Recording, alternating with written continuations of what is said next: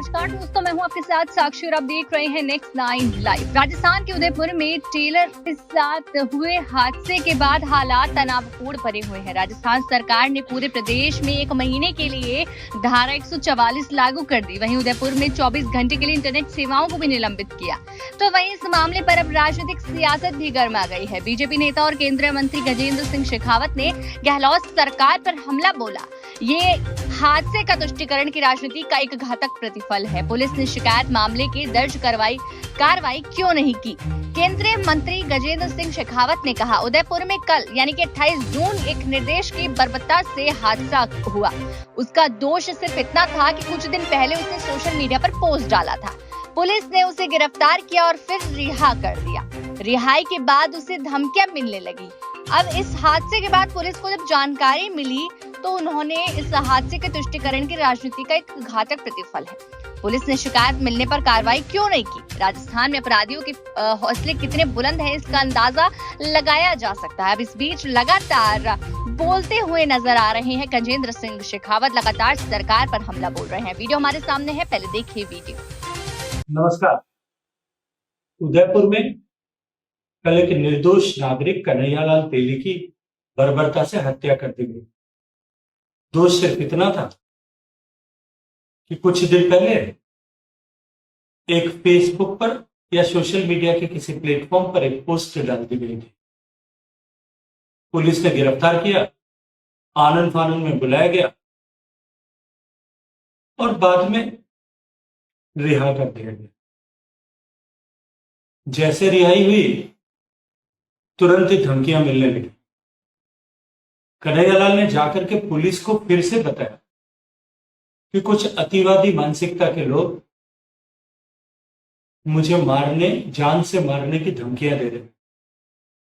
Telephone number भी police के साथ में साझा किए गए, लेकिन पुलिस ने न जाने किस दबाव में कोई कार्रवाई नहीं की। ये वही उदयपुर है जहां अभी कुछ दिन पहले कांग्रेस पार्टी ने चिंतन शिविर आयोजित किया था। चिंतन करना तो पार्टी की गिरती हुई दशा और भटकती हुई दिशाओं पर था, लेकिन कांग्रेस पार्टी अपने चिर परिचित एजेंडे भारतीय जनता पार्टी राष्ट्रीय स्वयंसेवक संघ को कोसने में ही लगी रही, क्योंकि उसे चिंतन नहीं करना था, एक वर्ग विशेष को खुश करना था। इसी तुष्टीकरण की राजनीति को राजस्थान के मुखिया गहलोत साहब आगे बढ़ा रहे हैं, जिसके घातक परिणाम प्रदेश और देश की जनता देख रही है। उदयपुर में टेलर कन्हैयालाल तेली की हत्या भी इसी तुष्टीकरण की राजनीति का एक घातक प्रतिफल है। आखिर क्या कारण है कि कन्हैयालाल तेली की शिकायत पर पुलिस ने कार्रवाई नहीं की? उन्होंने पुलिस को आरोपियों के मोबाइल नंबर तक मुहैया कराए थे। धमकियों के चलते अपनी दुकान को 7 दिन तक बंद भी रखा था, लेकिन पुलिस किसी अदृश्य दबाव में सोई रही। पुलिस और राज्य सरकार की नाकामी का ही नतीजा है कि जैसे ही कन्हैयालाल ने अपनी दुकान खोली, ठीक उसी दिन कपड़े सिलाने के नाम पर आकर के उसका गला रेत दिया गया, सिर काट करके धड़ से अलग कर दिया गया। राजस्थान में अपराधियों के हौसले कितने बुलंद है, इसका जानकारी इसी बात से पता चलती है कि उन्होंने बर्बरता के साथ में हत्या करने के बाद हथियार लहराते हुए धमकी भरे वीडियो भी जारी किए। सरकार की ऐसी नाकामी करौली, जोधपुर, धौलपुर, भीलवाड़ा आदि शहरों में जनता देख चुकी है। कैसे करौली में रामनवमी के दिन शांतिपूर्ण शोभा यात्रा पर हमला हुआ, कैसे जोधपुर में एक तरफा उपद्रव मचाया गया। करौली में पीएफआई और दूसरे संगठनों के साथ में कुछ सूत्र जुड़ते हुए पाए गए, लेकिन राजस्थान सरकार इस पर आज भी मौन है। करौली और जोधपुर में उपद्रव के दोषी तो साफ साफ पहचाने गए, लेकिन एक वर्ग विशेष कांग्रेस पार्टी और गहलोत सरकार से नाराज न हो जाए, इसके लिए पुलिस के हाथ बांध दिए गए और जांच को भी तुष्टीकरण की भेंट चढ़ा दिया गया। तुष्टीकरण की राजनीति की हद तो यह है कि अपना गृह क्षेत्र होने के बावजूद भी मुख्यमंत्री अशोक गहलोत जोधपुर नहीं आए। करौली में करीब महीने भर कर्फ्यू लगाए रखा, लेकिन वहां भी नहीं गए। मुख्यमंत्री उदयपुर में हुई घटना की भी केवल दुखद बता करके निंदा कर अपने कर्तव्य से इतिश्री कर लेना चाहते हैं। मुख्यमंत्री जी, जनता सब देख रही है और उदयपुर की इस घटना की पूरी गंभीरता के साथ में जांच होनी चाहिए। जिन्होंने कन्हैयालाल तेली की जान ली, केवल वो दोषी नहीं है, उनके पीछे कौन लोग हैं, उन्हें भी कानून के दायरे में लाने की आवश्यकता है, भले वो कितने भी प्रभावशाली क्यों न।